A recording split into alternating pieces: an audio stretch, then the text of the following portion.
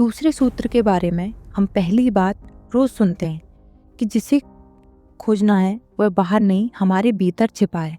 लेकिन कहाँ खोजें? भीतर यानी कहाँ? कहाँ जाएं? किससे पूछें? भीतर जाने का रास्ता कहाँ है? कहाँ छिपी है वह ऊर्जा? वह बीज कहाँ है जो हमारे भीतर है और फूल बन सकता है? उस बीज का, उस शक्ति के स्रोत का पता चले तो हम खाद भी खोज लें, भूमि भी जुटा लें और पानी भी जुटा लें, लेकिन वह बीज है कहाँ? आज हम इस दूसरे अध्याय में उस बीज, उस जीवन ऊर्जा के संबंध में बात करेंगे। निश्चित ही वह बीज, वह ऊर्जा प्रत्येक के अंदर है, लेकिन कहाँ? अगर हम पशुओं में खोजने जाएं तो एक बात साफ दिखाई पड़ेगी कि पशुओं का केंद्र बिंदु, उनकी जीवन ऊर्जा का बिंदु सिर्फ खाना, सोना, बच्चे पैदा करना है। मनुष्य भी पशुओं की कड़ी में आगे की एक कड़ी है और उस कड़ी में जन्म के साथ कोई बुनियादी फर्क नहीं है। जहाँ पशु जीता है वहीं हम जीते हैं। जहाँ पशुओं का जीवन केंद्र है वहीं हमारा जीवन केंद्र है। पशुओं के जीवन केंद्र है बच्चे पैदा करना, उनको अपने संरक्षण में रखना। जिस मनुष्य के जीवन का केंद्र ही बच्चे पैदा करना, उनकी देखभाल करना और सिर्फ पीढ़ी को आगे बढ़ाना रह जाए, वह मनुष्य पशुओं से ऊपर नहीं उठ सकता। आमतौर से हमारे जीवन का केंद्र भी वही है, जैसे मकान बनाना, धन इकट्ठा करना, अपनी एक एक इंच जमीन के लिए लड़ना। पशु पक्षी भी तो ऐसा ही करते हैं। वह घोंसला बनाते हैं रहने के लिए और भोजन इकट्ठा करते हैं, और जिस जमीन या घोंसले में रहते हैं वहाँ किसी दूसरे को या उसके प्रवेश को बर्दाश्त नहीं करते।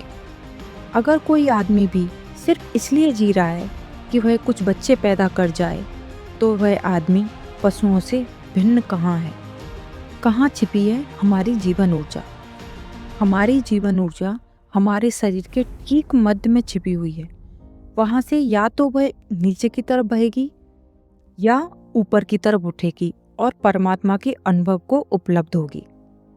हम उसे कहाँ ले जाएंगे या कहाँ ले जा रहे हैं, यह भी हमारे ऊपर निर्भर है।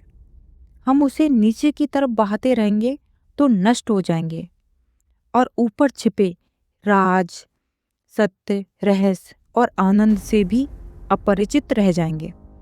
ओशो कहते हैं कि अगर कोई व्यक्ति एकांत में बैठकर सिर्फ यही पूछे कि मैं कौन हूँ और पूछता चला जाए कि मैं कौन हूँ, तो वह हैरान रह जाएगा यह जानकर कि सारी चोट काम वासना के केंद्र पर पड़ती है।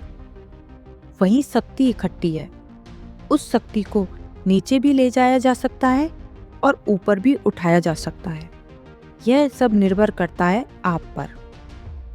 सिर्फ शास्त्र पढ़ लेने से और मैं आत्मा हूँ जान लेने से कहीं नहीं पहुंचा जा सकता।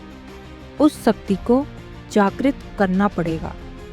हमारे अंदर सोई हुई उस शक्ति को हम कुंडली कहते हैं।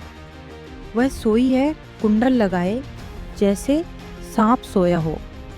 वह जाग जाए तो फन की तरह उठ जाती है ऊपर की तरफ। जैसे कि आपने देखा होगा कि कुछ जैन तीर्थंकर की मूर्ति पर सांप का फन उठा हुआ दिखता है, तो आप यह मत सोच लेना कि वह कोई सांप उनके ऊपर आ गया था, क्योंकि ये कहानियाँ गढ़ी गई हैं कि वे बैठे थे और सांप ने आकर उनके ऊपर छाया कर दी।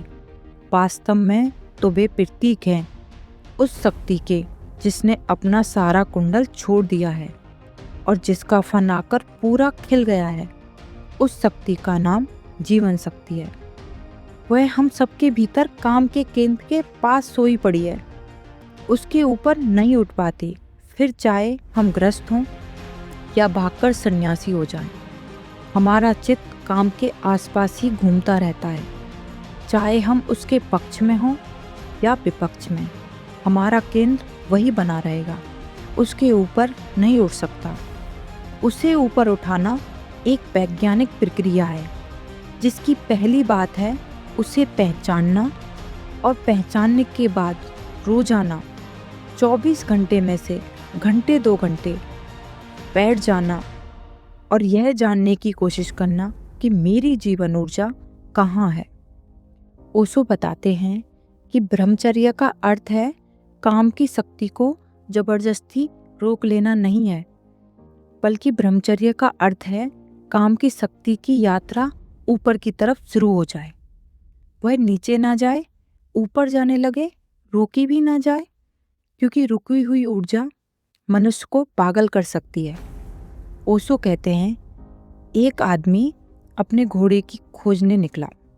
वह जगह जगह पूछता फिरता था कि मेरा घोड़ा कहाँ है, और वह घोड़े पर ही सवार था।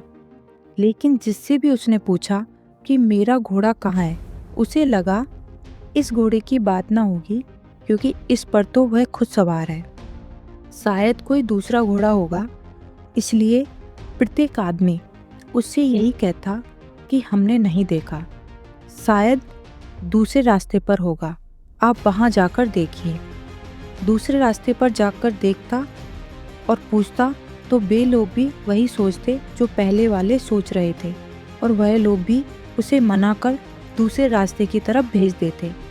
वह आदमी पूरी जमीन पर खोजता रहा, पर उसे एक आदमी भी ऐसा ना मिला जो कह सके कि घोड़े पर तो तू सवार है, क्योंकि लोगों ने इस घोड़े पर तो यह सवारी है, इसका तो इसे पता ही होगा।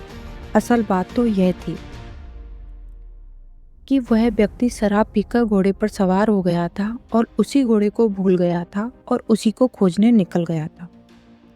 इस कहानी के माध्यम से ओशो हमें यह बताना चाहते हैं कि हम सब भी अपने जीवन में यही गलती दोहराते रहते हैं। शक्ति ऊर्जा हमारे भीतर स्थित होते हुए भी हम बाहरी लोगों से इसके बारे में पूछते हैं, जिन्हें खुद नहीं पता वह हमें हमारी शक्ति ऊर्जा के बारे में क्या बता सकते हैं, चाहे फिर वो कोई संत महात्मा हो या कोई किताब। सब हमें बाहरी ज्ञान तो दे सकते हैं, आंतरिक ज्ञान को हमें खुद ही जागृत करना होगा। ओशो कहते हैं, हम वही हैं जिसे हम खोज रहे हैं, जिसे हम पुकार रहे हैं। हम बाहर इसे कितना भी पुकार लें, कितना भी इसके पीछे दौड़ लें, सारी दौड़ व्यर्थ होगी। अभी हम परमात्मा पर नहीं, अभी हम राम पर नहीं, अभी हम काम पर हैं।